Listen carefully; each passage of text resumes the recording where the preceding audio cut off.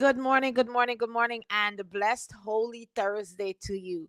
Listen, I saw that I was running late. Today I'm extremely late. I don't have an excuse. I would be making it up. I don't have an excuse at all, other than I was taking my goodly time to get started. But let's get into it. Today's lesson is entitled The Silence Before the Cross.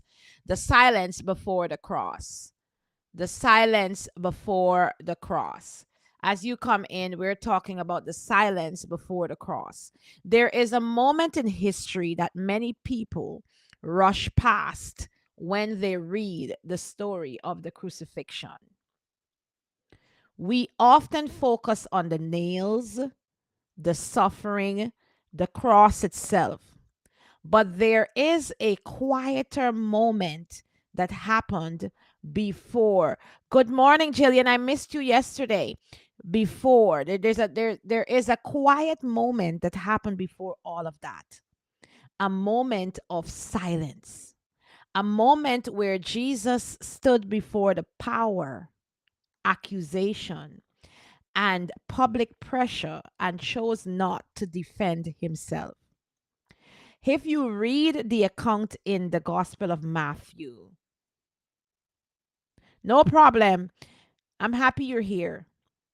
If you read the account in the Gospel of Matthew, something remarkable happens. Jesus is standing before the Roman governor, Pontius Pilate. Pilate asks him questions. The crowd is shouting. Religious leaders are accusing him.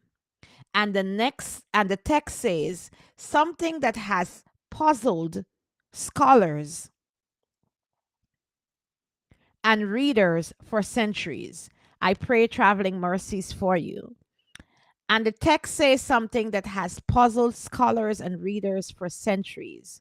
Jesus answered him nothing. Think about that. Most people, when falsely accused, begin speaking immediately. We try to explain, we try to defend ourselves, we argue our innocence. But in that moment, Jesus does nothing. He does something completely different. He was silent. The silence is so striking that Pilate himself was amazed. Why would someone remain silent when their life is on the line? Because there are moments in life when defending yourself is not the highest form of strength.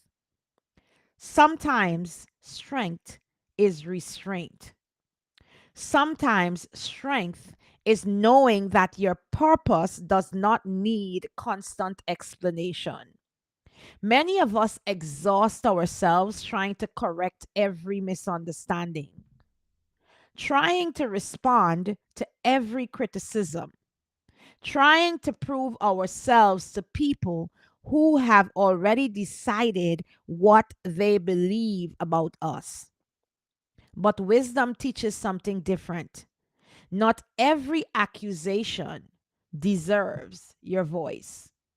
Not every conflict deserves your energy. And not every misunderstanding requires your explanation. Jesus understood something profound. His purpose was not determined by the opinion of the crowd. His purpose was not determined by the opinion of the crowd. And the crowd, if you read carefully, was not looking for truth. They were looking for a spectacle. Silence denies the spectacle. Silence denies the argument. Silence protects your spirit. This is why maturity often reveals itself through restraint. And you may notice that people who are secure in their purpose speak less when tension rises. They observe, they remain composed. They do not rush to defend themselves in environments where truth is not the goal. And that is a difficult discipline because our instinct is to respond. Our human instinct is always to respond.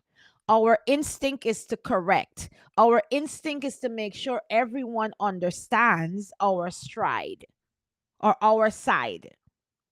But sometimes silence is the clearest expression of your strength. The silence before the cross was not weakness. It wasn't weakness that Jesus was silent when he was before Pilate. It was alignment. Jesus understood that the events unfolding around him was part of a larger purpose. He did not allow the noise of accusation to pull him into arguments that could distract from that purpose. Many people today could benefit from learning this discipline. You do not have to respond to every comment. You do not have to engage every critic. You do not have to prove your worth in every room. Sometimes the most powerful statement you can make is composure. Sometimes the most powerful response is silence. Because when your life is aligned with purpose, time eventually reveals the truth.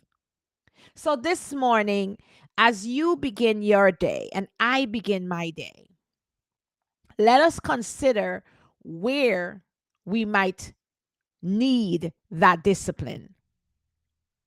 Where are we spending energy trying to where are we spending energy trying to explain ourselves?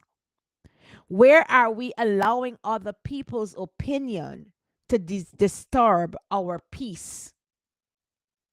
Where might silence actually protect your spirit? The silence before the cross reminds us of something important. Not every battle is fought with words.